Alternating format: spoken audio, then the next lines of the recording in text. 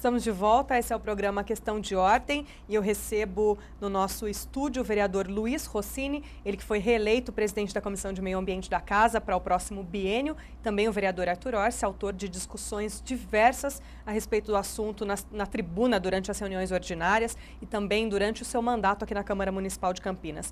Vereadores, a gente já caminha infelizmente para os últimos minutinhos de programa, mas eu pergunto para os dois, começo com o vereador Arthur Orsi, o que a gente pode esperar, vereador, dos próximos anos e o que, na sua opinião, a gente precisa fazer de forma emergente? Olha, eu acredito que quando existe um período onde a sociedade enfrenta um momento de crise, um momento agudo, né, isso serve como, de uma certa forma, uma lição para que nós possamos aprender, mesmo de forma coercitiva, através do que a natureza imponha, como sobreviver no futuro. Eu acho que a sociedade, de uma maneira geral, hoje, o consumo, não só de água, o consumo de uma maneira geral, ele é muito superior àquilo que o planeta pode oferecer. O consumo de água, o consumo de alimentos, o consumo de bens, de uma maneira geral, o consumo de petróleo.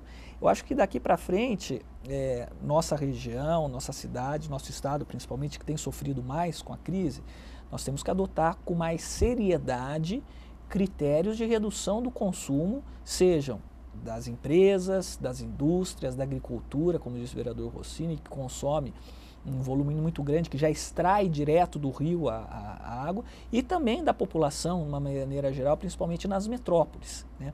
Aproveitar mais os recursos hídricos que nós temos, como poços artesianos. Campinas não tem uma lei hoje que regule com clareza a possibilidade de uma empresa, de uma pessoa física, poder ter um poço artesiano, né? E como isso vai funcionar. O que a Sanasa faz é cobrar pelo esgoto depois que você extrai a água do poço. E também equipamentos que façam a redução do consumo, né? E a conscientização da população. Campanhas educacionais, eu acho que nós precisamos mostrar para a população que não pode mais haver esse excesso e esse desperdício como tem ocorrido, né, nos últimos anos. Eu acho que o caminho natural é esse, além das obras de infraestrutura, que aí ficam também a cargo do poder público, das esferas federal, estaduais e municipais. E qual vai ser o papel da Câmara nesse meio tempo, vereador? Continuar fiscalizando? Sem dúvida, e apresentar projetos, apresentar sugestões. Em 2009, o prefeito Hélio, na ocasião, ele vetou um projeto de lei meu, que obrigava todos os estabelecimentos comerciais que tivessem um volume superior a 1.000 pessoas diárias de ter água de reuso para utilizar nos sanitários, né? Tem alguns empreendimentos que já fazem isso em Campinas de maneira espontânea, mas não existe uma lei hoje na cidade de Campinas obrigando grandes consumidores a utilizarem água de consumo, mesmo porque a própria Sanasa era contra esse tipo de lei. Por quê? Porque na visão da Sanasa, e isso é uma realidade, quanto maior o consumo, maior é o faturamento da empresa. No momento onde você não tem escassez de água, quanto mais consumisse, era melhor para a empresa. Eu acho que agora a própria Sanasa vai ter que reformular o seu conceito de faturamento, né? Porque já demonstrou que não vai mais ter um aumento do consumo ano a ano como se espera. Pelo contrário, tem que reduzir perdas, tem que melhorar a gestão, tem que melhorar a produtividade, né? E a Sanasa vai ter que também se adaptar a esse novo modelo. Porque mesmo que a gente saia do período de estiagem, a população já não vai mais reagir voltando com o consumo. Exatamente, exatamente. É que nem a campanha do cinto de segurança, né? Você, quando se iniciou a campanha do cinto de segurança, o pessoal aos poucos foi adotando, até que hoje é natural, a pessoa põe o cinto logo que entra no carro. E não é só com relação à água, com relação ao lixo também, nós estamos patinando há muito tempo. Campinas é uma metrópole que recicla 2% só de todo o lixo produzido na cidade, né? O nosso aterro já chegou no limite. Hoje a gente paga para o nosso lixo ser exportado para Paulínia. e paga um preço muito alto por isso. Então, existem certas questões aí que dependem, obviamente, da cultura da população, mas que têm que ser estimulados. Aliás, o principal indutor desse estímulo é o poder público, nas campanhas institucionais, na rádio, nas campanhas institucionais na televisão, né? A prefeitura, além de mostrar aquelas obras que ela faz, ela tem que também mostrar e induzir a população, né, a consumir água de maneira racional, a separar o lixo de maneira racional, colocando um serviço à disposição para que isso aconteça. E, infelizmente, nós também não temos visto isso. Então, eu acredito que daqui para frente, de uma maneira forçada, né, nós vamos ter que nos adaptarmos a esses novos dias que virão, mesmo havendo uma normalidade que não vai ser logo, né? Vai demorar um tempo até os reservatórios chegarem no nível de normalidade, então vai exigir ainda mais da gente, né? Mas a Câmara, né, como esse projeto e outros projetos de reuso, o vereador Iabico, eu me lembro, também apresentou um projeto obrigando o reuso também em certas condições. Então, a Câmara tem muito a contribuir nessa área. E o vereador Rossini, como presidente da Comissão de Meio Ambiente, e estudioso desse assunto, gosta disso, se aprofunda nisso, também tem um papel importantíssimo aí pela frente, com esses debates, com essas conversas com a Sanasa, com a Unicamp, enfim. Isso tem contribuído muito também para que a gente entenda até melhor a questão, que ninguém aqui é especialista no assunto.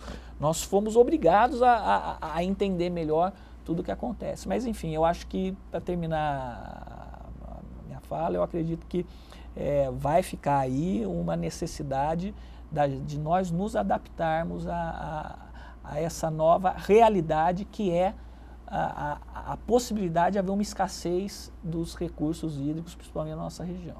Essa é a expectativa, Sim. Vereador, como presidente aí da Comissão de Meio Ambiente da Casa. Claro, primeiro assim, eu acho que a crise nos mostra que nós precisamos nos preparar para o pior, né? Então, todo esse processo de conscientização para reduzir o consumo, mudar os nossos hábitos e consumir dentro daquilo que é o racional é importante. Campanhas de educação, conscientização permanentes são importantes. Mas eu acho que a gente não pode mais continuar pensando as cidades sem pensar na água junto. Eu acho que revisão da legislação urbanística, eu acho que no futuro nenhum projeto residencial pode ser concebido ou aprovado sem que ele tenha um sistema de utilização de água de chuva, né? Inclusive para consumos, lavar quintal, descargas, tal. Eu acho que isso vai ser uma tendência, assim como estimular o reuso da água servida, água do tanque, etc. São coisas que aos poucos a gente despertou para isso. Antes ninguém dava importância para isso.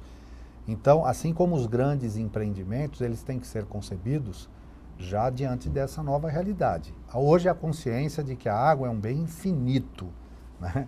E que se a gente não cuidar, ele vai faltar. Então, mudança, revisão de legislação, adequação dos projetos urbanísticos, investir na infraestrutura para garantir aumento a reservação da água tratada e da água bruta, reduzir perda, estimular o tratamento de esgoto, preservar as nascentes. Hoje, inclusive, a gente deveria estimular as casas, ao invés de legislação, você tem que manter áreas não permeáveis para permitir a absorção da água pelo solo, reabastecer lençol freático. Eu acho que isso vai determinar um conjunto de ações que vai afetar a rotina, o dia a dia, do cidadão, das empresas, do poder público, para que a gente consiga buscar a segurança hídrica.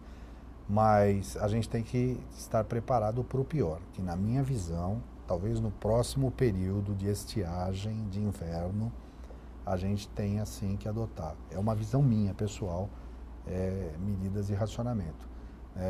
E quando chove, a gente agradece a Deus a chuva, todo mundo fica feliz, mas isso não significa que o problema está resolvido. Até porque tem chovido muito, mas não tem chovido aonde alimenta o sistema Cantareira, né? E a gente continua dependente dele e cobrar das autoridades em todos os níveis que elas façam o seu papel. Obrigada, vereador. Obrigada, vereadora Turossi. Esse foi o programa Questão de Ordem. Nós lembramos que estamos hoje pela primeira vez em sinal aberto, aí em fase de testes. Então você pode nos acompanhar em sinal digital no 61.3. Continuamos no canal 4 da NET, temos uma nova fanpage TV Câmara Campinas no Facebook, onde você acompanha toda a nossa programação. Na sequência, por volta das 5h30 da tarde, você confere uma nova edição do nosso telejornal, que vai trazer à tona tudo o que tem acontecido na cidade de Campinas, dicas de serviços, projetos que foram sancionados durante aí o recesso parlamentar da Câmara Municipal de Campinas, e na sequência você fica com a primeira reunião ordinária de 2015, primeira presidida pelo novo presidente aí da casa, que é o vereador Rafa Zimbaldi. Os vereadores analisam e votam 7 projetos de interesse para a cidade de Campinas, e na noite de hoje também uma surpresa. 3 novos vereadores, na verdade 3 antigos vereadores, voltam e assumem cadeira no Legislativo Campineiro, o vereador Gustavo Peta, o vereador Luiz Iabico, que nós citamos aqui no programa, e o vereador J. Silva, que ficou fora aí por um mandato, mas também volta hoje. Você fica então com a sequência da nossa programação, e você que perdeu o começo dessa discussão e quiser assistir, pode acompanhar no nosso canal no YouTube, que também é o TV Câmara Campinas. Nós agradecemos a sua companhia e uma boa noite para você.